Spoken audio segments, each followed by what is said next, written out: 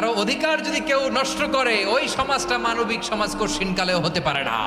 আপনি ভাবছেন আপনার নামাজ আপনারে বাঁচাতে পারবে, আপনার রোজা বাঁচাতে পারবে, আপনার তাহাজ্জুদ আপনারে বাঁচাতে পারবে?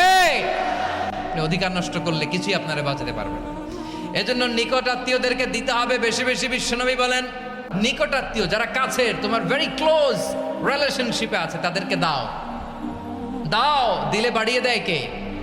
অনেকে দিতে চায় না, কৃপণতা করে। দিলে বাড়ায় দেয় কে? ও মিয়া, মদিনার মধ্যে সবচাইতে গরিব সাহাবী ছিল বেলাল রাদিয়াল্লাহু তাআলা আনহু। ওনার এন্টায়ার অ্যাসেট, সম্পদের পরিমাণ কতদূর জানেন? একটা লুঙ্গি।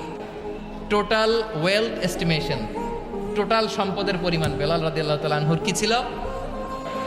ওই বেলাল রাদিয়াল্লাহু তাআলা আনহুকে বিষ্ণু ইসলাম বলেছেন, আনফিক ইয়া বেলাল, ও বেলাল তুমিও দাও।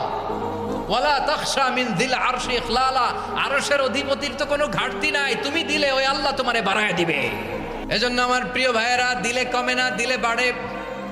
অনেকে ধরে রাখে, নতুন কিছু নিতে পারে না, হাত দিয়ে যেটা ধরে রেখেছেন এটা দিয়ে দেন, বড় একটা ধরার সুযোগ পাবেন। ধরেন 5 কেজি ওজনের একটা ধরে রাখছেন, এখন 10, এটা না চাললে 10 কেজি ধরতে পারবেন আপনি? আচ্ছা, 10 কেজির জিনিস একটা আছে হাতে, ওইটা যদি ছেড়ে দেন তাইলে না 15 কেজি ধরতে পারবেন। তাহলে দিলে বাড়িয়ে দেয় কে? এই নিকট আত্মীয়দেরকে তাদের অধিকার বুঝিয়ে দেওয়া, প্রাপ্য বুঝিয়ে দেওয়াতে আমাদের গাফলতি আছে না নাই?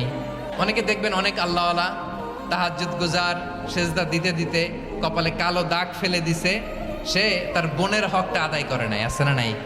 সর্বনাশ। অনেক বড় হাজী সাহেব, বিশাল লম্বা দাড়ি, ছেলেরে সব দিয়ে দিছে, মেয়েরে কিছু দেয় নাই, মেয়ের হক আদায় করে নাই, আছে না নাই? এই হাজী সাহেবেরা, এই আল্লাহওয়ালারা কিয়ামতের ময়দানে আটকে যাবে। আপনি অন্যের অধিকার নষ্ট করেছেন, তাদের রাইটসকে ভায়োলেট করেছেন।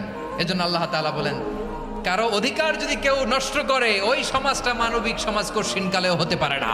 দেখবেন অনেক মায়েরা ছেলের পাতে মুরগির রান দেয়, মেয়ের পাতে দেয় মুরগির ঠ্যাং। ছেলেরা কি দেয়? মুরগির। মেয়ের পাতে কি দেয়? তো মেয়ের কি মুরগির রান খেতে মনে যায় না? এমনটা করা যাবে না। নিকটাত্মীয়দেরকে অধিকার দিয়ে দাও, নিকটাত্মীয়ের সাথে সুসম্পর্ক রাখো। আদেশটা কার?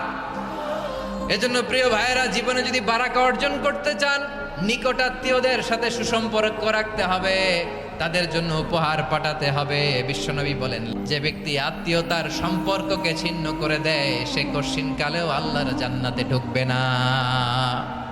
আপনি কি এটারে সহজ হাদিস মনে করছেন? এটা সহজ কথা? আপনি ভাবছেন আপনার নামাজ আপনারে বাঁচাতে পারবে?